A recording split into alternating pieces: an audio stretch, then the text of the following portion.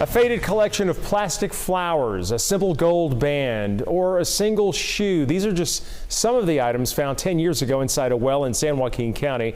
Now deputies are trying to find out who they belong to.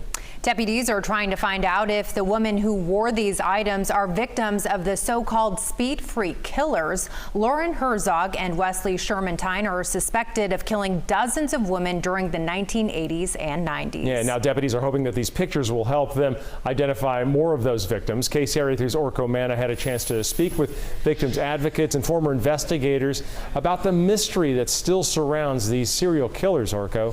Well, Golson, the San Joaquin County Sheriff's Office launched a new dedicated cold case unit just a couple years ago. Part of the idea behind it was that some evidence found in 2012 from a well in Linden could potentially be linked to the speed freak killers. Tonight, I spoke to a friend of one of their victims who hopes that's the case.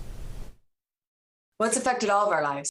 Tracy Myers still struggles with the loss of her friend Cindy Vanderheiden, who police say was murdered after going missing in 1998. She's one of the victims of the so-called speed freak killers, Wesley Shermantine and Lauren Herzog. They were jointly convicted in 3 murders, but are suspected of killing more than 70 people in the 1980s and 1990s. Back in the 80s, I mean, we just really had no idea that this thing even existed. And how somebody could just disappear out of thin air. In 2012, the San Joaquin County Sheriff's Office started digging out a well in Linden looking for victims' remains. They found bones, but also miscellaneous items. Now, a decade later, the Sheriff's Office is working to figure out who those items belong to, releasing images of a gold ring, some sandals, and plastic flowers Tuesday.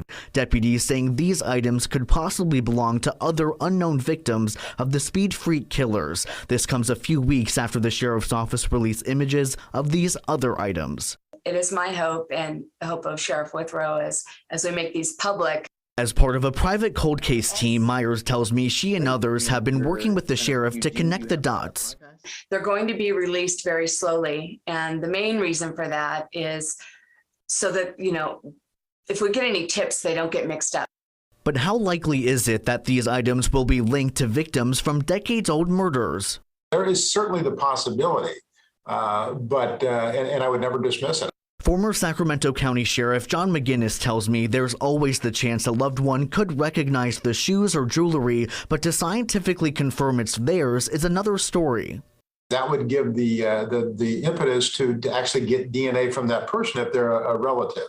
And I don't know so much about the article. That could be a very, very steep curve on that one. Still, Myers says she's taking things one step at a time and hopes this gives the families of potential victims some peace.